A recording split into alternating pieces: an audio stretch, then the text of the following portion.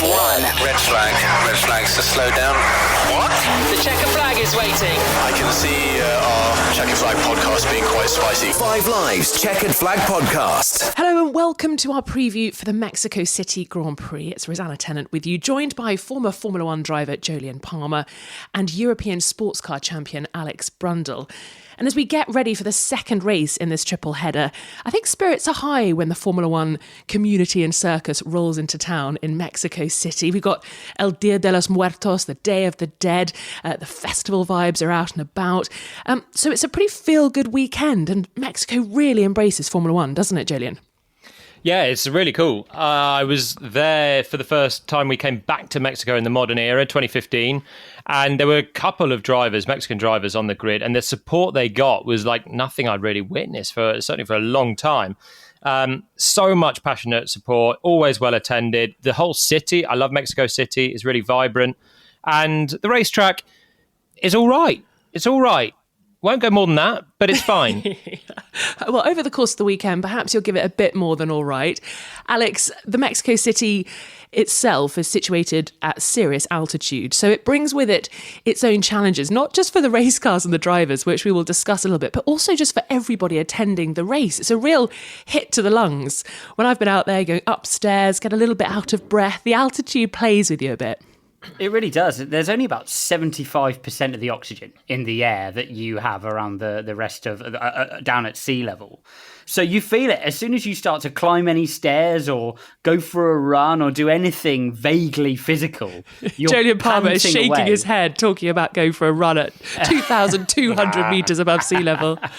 But it's a weird place to go racing because it's odd the effect that has on the cars, particularly the turbo cars. You know, you're running the highest possible downforce, but you're still only generating the same amount of downforce in real terms as you have in Monza. So it's kind of quirky and freaky the first few laps you do around there because the car never quite behaves as you'd expect. It's almost an optical illusion to the driver.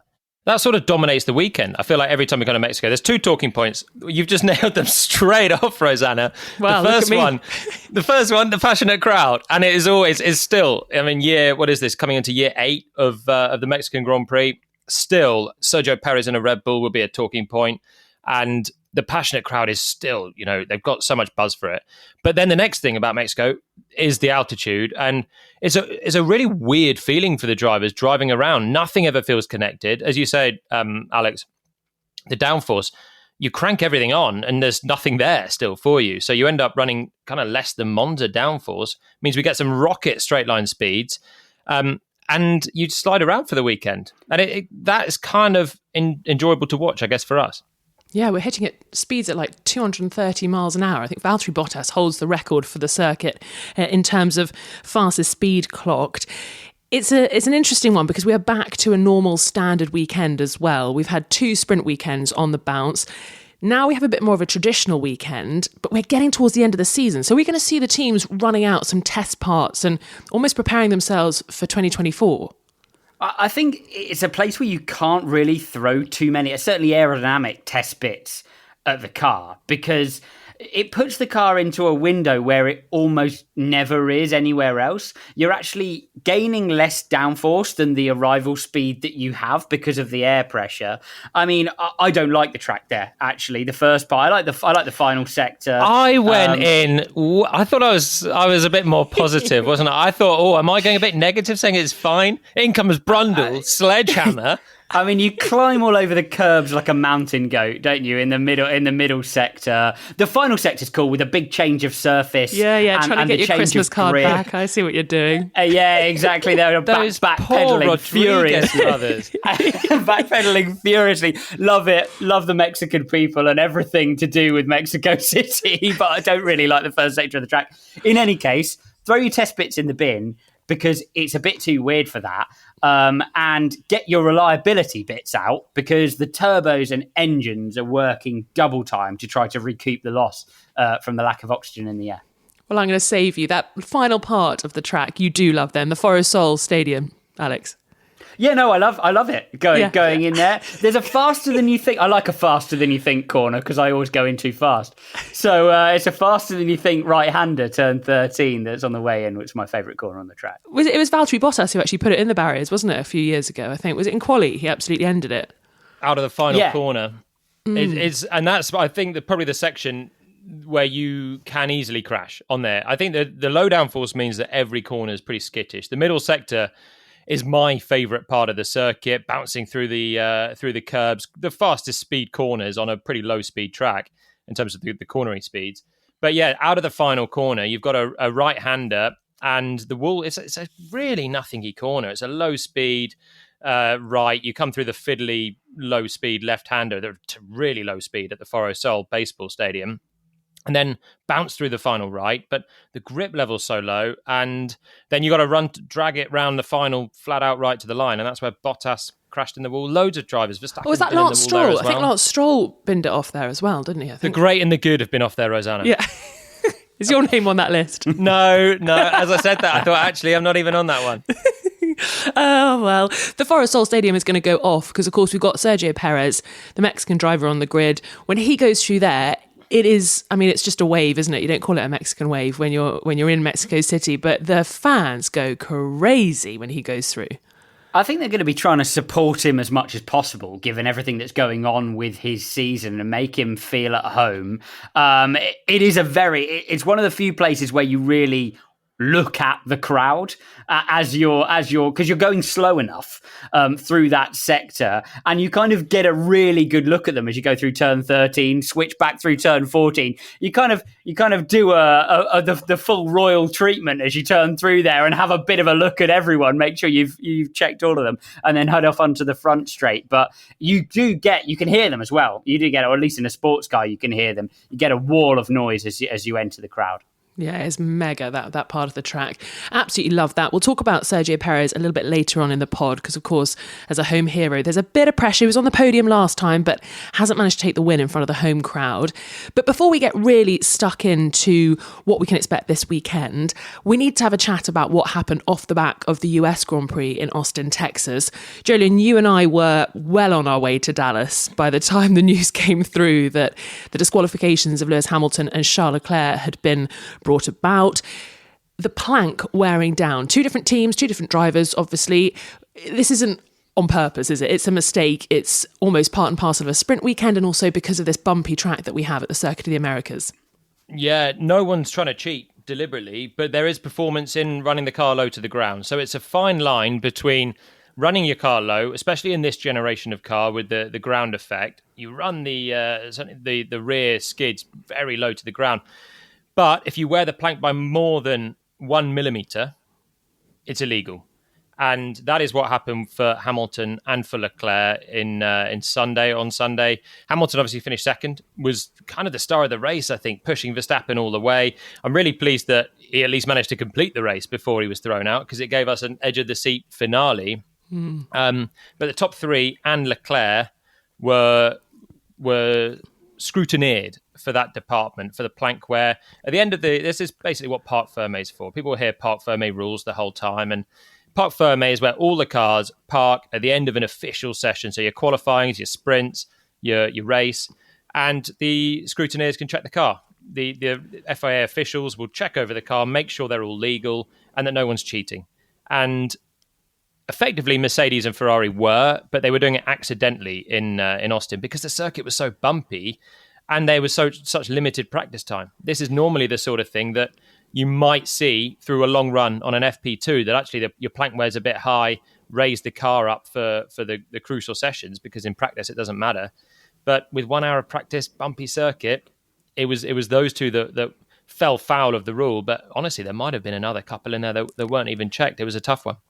I think it's a cruel one because COTA is such a moving target, not through the weekend, but year on year, because the circuit, a little bit like Portimao is built on this kind of area of land which is not necessarily subsiding, but a bit mobile. And they're always, every time you do a track walk there, you see they've ground the surface down to take the bumps away. So actually, if you rely on any historical data, about how bumpy the racetrack is, the next year you're wrong. Realistically, where, at some other circuits, which are, for example, if you did the same thing at Silverstone, you've got half a chance of being right. But at Cocha, you're going to be wrong. But the reality is you've then got to be more conservative, haven't you, with your setups? And that's where Mercedes and Ferrari, they've pushed the boat out.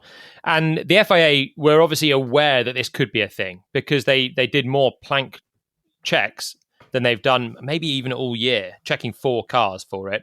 And they could see that it was a potential area that teams might have gone over the limit. And hey presto, after a long wait for the news, they were right. It wasn't just us that was getting out of Austin. All the other broadcasts were there thinking, we've come off air, and the major play in the results changed. We had to re-record the top of the podcast, didn't we, Jolien? But the Mercedes tech director, James Allison, said, yes, we should have taken more margin. Should the FIA have taken more cars then? Okay, they took 4, and Jolien, you say that's more than they usually do. But if half of the cars failed, in inverted commas, surely more would have. But because of this triple header, the logistics, the freight needing to get out, they didn't check any more. But if it was a drugs test, I'm thinking, and quite a few people came back positive, surely they would haul everyone in. It's because of the nature of the sport, isn't it, that makes it difficult to test everything. It's a difficult one. I fall on the side of yes, they probably should have done, just because I think that when you've clearly got an indicative issue with various cars, it's worth checking. You can't really complain too much as the competitor if the governing body are checking that you're operating within the rules. The flip side of that argument is, everybody complains every time the FIA break with protocol in order to penalise or favour or so on certain competitors. And so I can see a clear complaint from the competitors that were, and there were certainly going to be more, that sure to be excluded or lose results, that they'd been unfairly singled out. But I think, in that instance, if, for example, in cycling, it was clear that there was performance enhancing against the rules substance going around, then the governing body would check absolutely every rider that they possibly could. And I don't understand why the FIA didn't take more affirmative action on that, to be honest, beyond logistical concerns and plain having to get to the next event. Well, it is that, isn't it? It's a triple header weekend. We're in Austin. It already took, 3 hours to get the results for 4 cars. And they took the top 3, and then they took Leclerc. In that case, Leclerc's a little bit unlucky, finishing in 6th, and he got singled out. But also bear in mind the FIA have data on who might be more flaunting this, because they have vertical oscillation data now after porpoising, so they can see who's bouncing on the track more. The more you bounce, the more you could be subjecting the floor of the car to the wear. You can see on the onboard as well afterwards. I was seeing a video of Leclerc, and he's bouncing pretty aggressively down the back straight. And there are measures where you can see that potentially some cars look like they're riding a little bit more harshly than others. I just think in practicality, you can't impound 16 cars and check them all over for everything. It is a bit like a drugs test. I've been drugs tested at a race before. 3 or 4 drivers will get singled out in a weekend. The others won't. You don't take the drugs because you don't know when it will be you. And so you don't take the risk. And that's the same for the teams. They're not, I don't think Williams are there cheating because they think they can get away with it. It might have been that Albon scores an amazing 4th, 5th place. They check Albon's car randomly and he's thrown out, and they don't want to risk that, anyone. And it was just unlucky, I think, for Mercedes and Ferrari. And also, finally, I think it's a fairly unique situation for all the reasons discussed with the bumps. Well, obviously, the disqualification meant that Lewis Hamilton lost a bag full of points, and obviously he's trying to chase down Sergio Perez in the drivers' standings. It was looking pretty close when we saw the checkered flag wave. It was down to 19 points. It's now got much wider between the two of them. It's looking difficult, but the big thing Mercedes said, if we ignore the disqualification, is that they did take a step forward with their performance in Austin with that new floor. Ironically, obviously, that was the bit of the car that was hampering them then taking home the points. But can we see more of that kind of performance, do you think, over the next few races? And is there time enough for Lewis to get closer to Perez and maybe even overtake him in the standings? what is it, 39 points, isn't it, for Lewis to take second place in the championship. I think the proof in the pudding will be this weekend. There's so much performance to be gained from these ground effect cars by running the car low, especially when your competitors are running it with a little bit of a margin.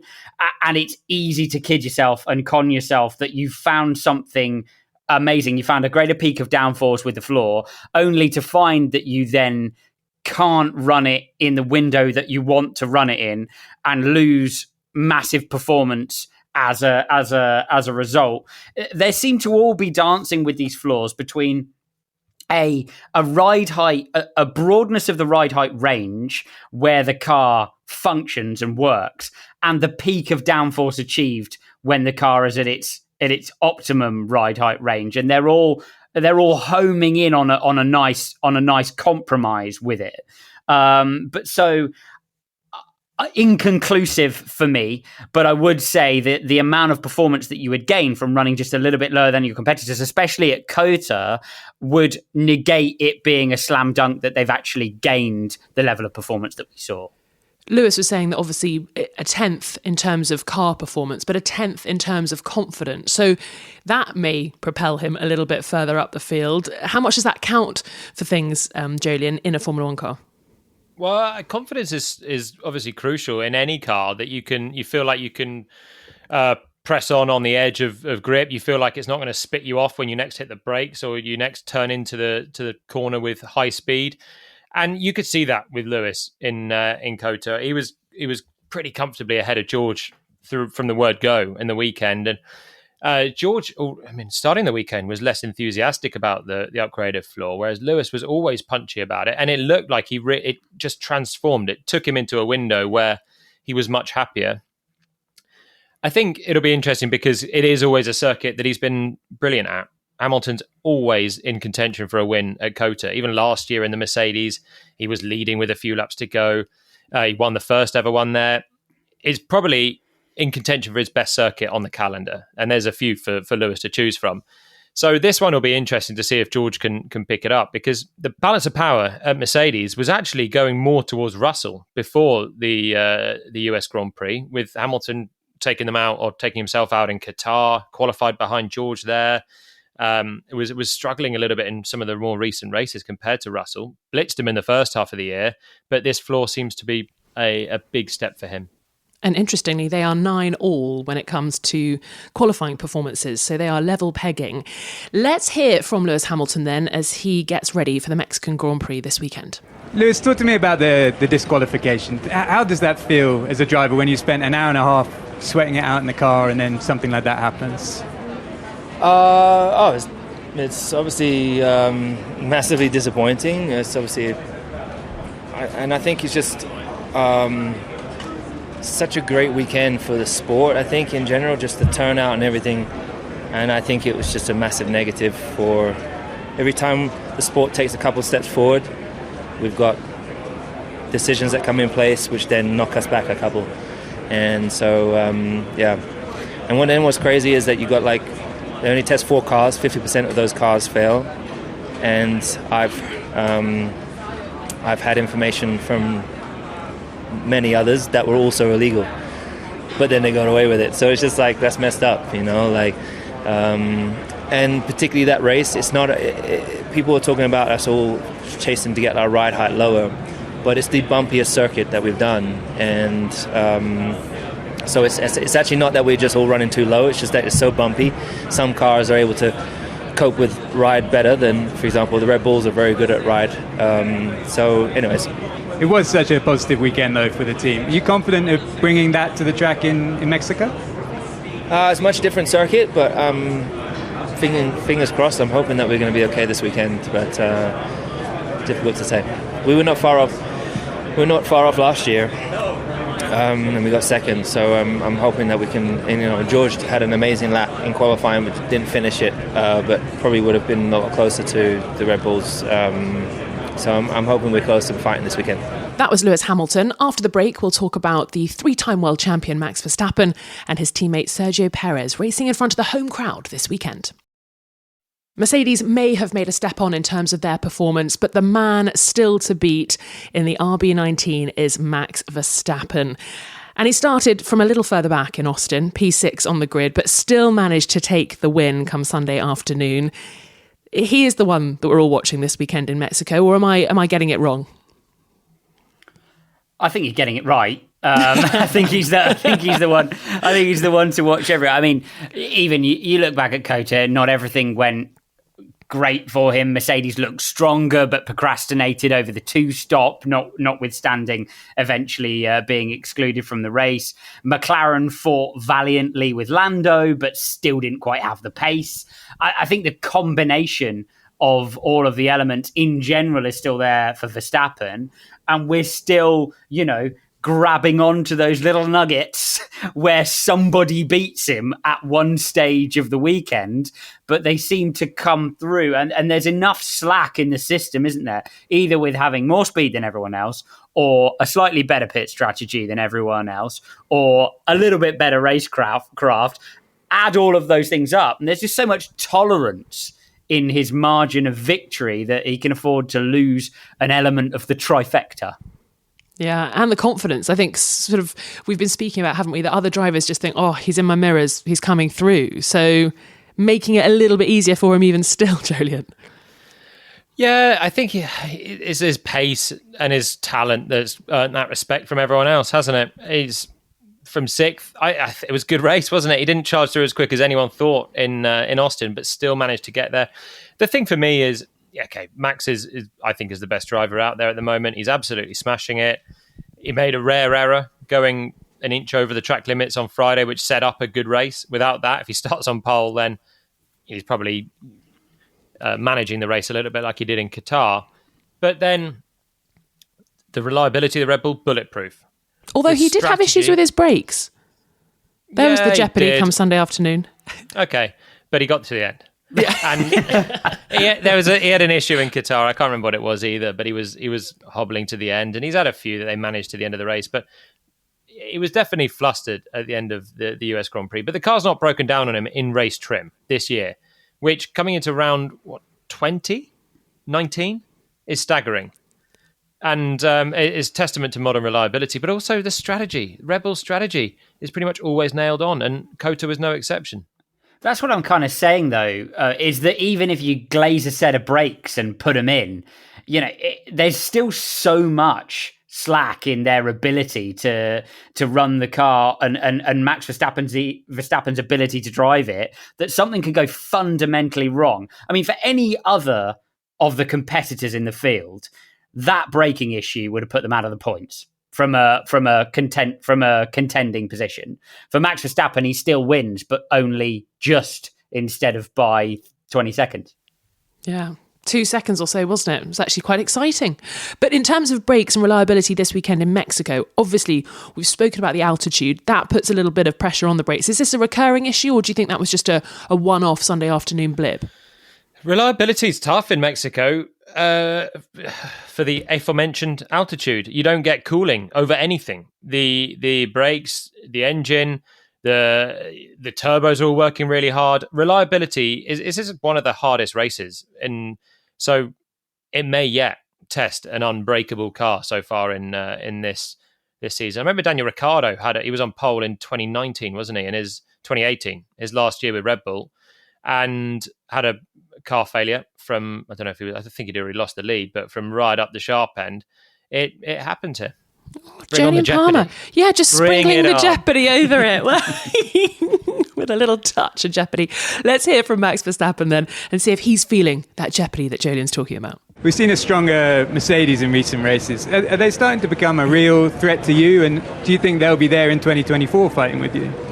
I can't comment on next year, but also you have to take into account in Austin, with the bumps and the sprint format, that you, after one practice session, you have to set up the car, and it's a bit more of a hit and miss. From our side, I think we went too conservative, too safe, and they clearly went too aggressive. That's how they, of course, then also got excluded. But we know that when we drop the car, you gain performance. But yeah, with all these big bumps around there, you had to be a bit careful. So I think looking back at the weekend, we were probably not at our strongest. for those kind of reasons. So it's a bit difficult to say. For sure, from the beginning of the year to now, the teams behind us have been catching up, for sure. But how much? It's also every weekend seems a little bit different. Sometimes they're closer, sometimes a bit further away. And then like I said, next year, impossible to comment on. Now, this weekend, obviously, you could beat the season win record set by one Max Verstappen in 2022. Don't know that guy. Is that a thing for you? You're going to be aiming for that? Obviously, it's Checo's home race as well. I'm trying to, aim to win all of them till the end of the year. That's my target. I know, of course, that's going to be tough, but for me, that particular number, I just one by one, I focus on. Well, that was Max Verstappen, and we keep on using this word jeopardy. What are we really referring to when it comes to Max Verstappen suddenly losing all his ability or losing all his talent? What is it? He's not going to lose his ability or talent. He might lose a race, and that's the major jeopardy for the guy that's already been crowned champion 2 weekends ago. A confidence spiral, Palmer. A confidence spiral that began in free practice 3 in Mexico, and it was the beginning of the end. Jeopardy is a loose term when we're talking about Max, isn't it? If he doesn't claim win number 16 from 19 Grand Prix, wow, what's happened? He needs to have a good long look at himself in the mirror.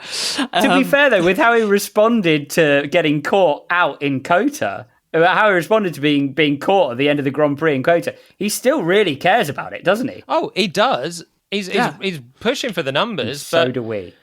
Yeah. Well, okay, but the reality is we need the Verstappen jeopardy. Otherwise, Max wins by 10, 20 seconds. So for it to be a worthwhile listen on Sunday evening, there's got to be something in there for us, because the way that he's going, if him and Red Bull are putting the weekend together, he'll win and he'll clear off. So there's got to be something in there. You really do. I'm not a salesman. I'm not. I'm the realist. I'm bad cop. Well, Jolien, we've got you and Alex Brundle in the commentary box on Sunday. I think that's worth a listen already. So there you go. I'll sell it. Bring on the jeopardy. That's the jeopardy enough for everyone. I'll be there chiming in with a bit of jeopardy left, right and centre. Answers in the form of a question. Oh dear. Well, let's talk about his teammate, because there's been a bit more of a rockier season there on that side of the garage, hasn't there? And as he rolls up to his Mexican Grand Prix, home Grand Prix, people chattering about retiring last time out, and obviously not for this race weekend, but chitter and chatter about whether he'll be here in 2024. What is going on in the mind of Sergio Perez at the moment? There's a moment which I think really defined his season for me, which is when he came in after the sequence of issues he had back in Suzuka. And I remember him sitting there in the pit lane, getting dollied back in to the garage. And his eyes were like dinner plates in the car.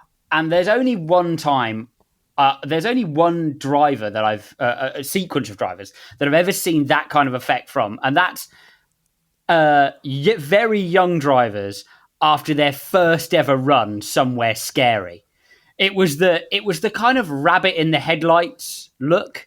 And that's what I think he's got a little bit at this stage in the season. He's just trying to roll with the punches of it all, and is going to have to try to find something. Otherwise, his seat's under pressure. But the question is, though, and this is the thing I think may well save him.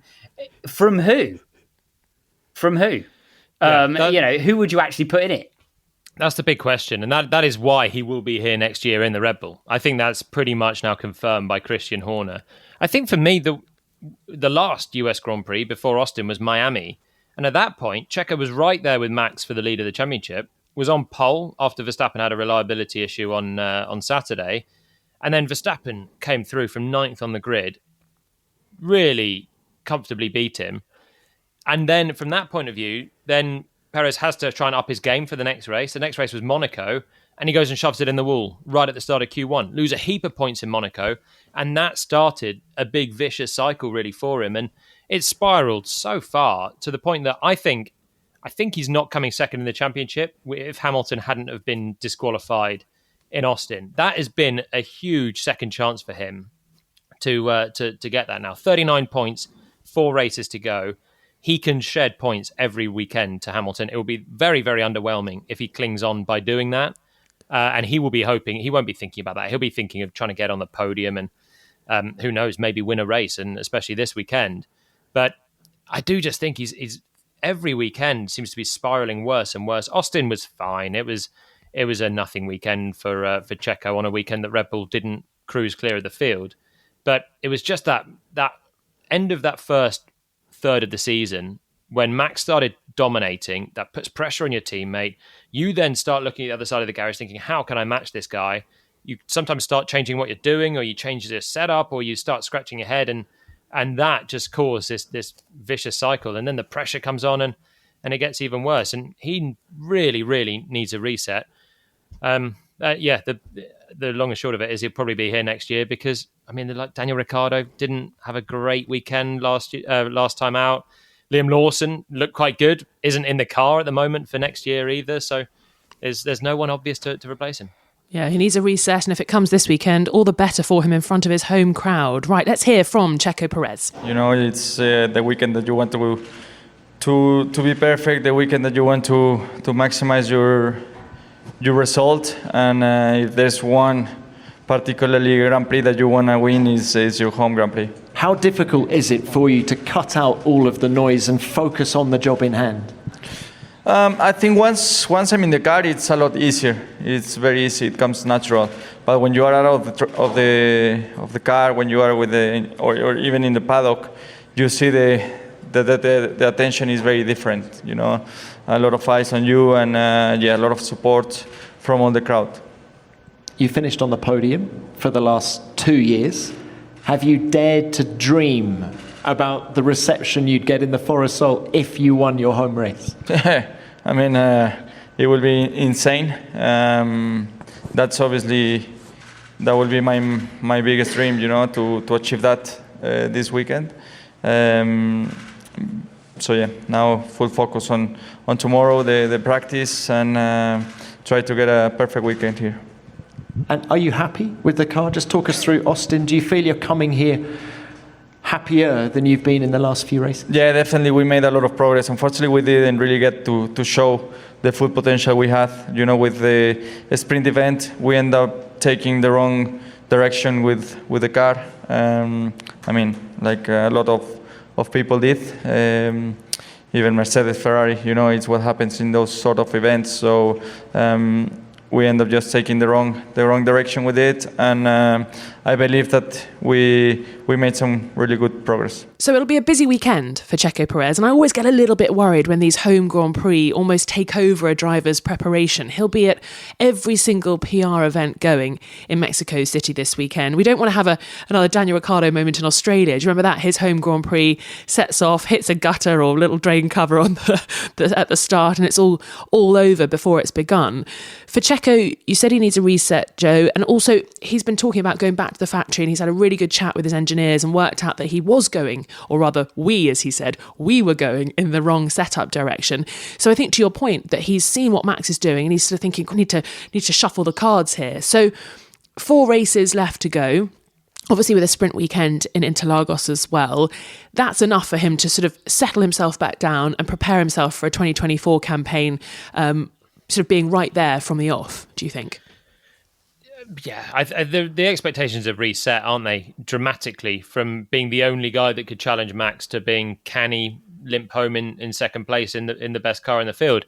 And yeah, he does number one thing, finish this year as decently as he can, and then he needs a proper reset, get away from it over the winter. Because I mean, I've also been in that position where you've got the eyes of the world's media on you. Things are not going well. I started doing the same with Hülkenberg in 2017, looking at his setup, thinking, how can I be as fast as him?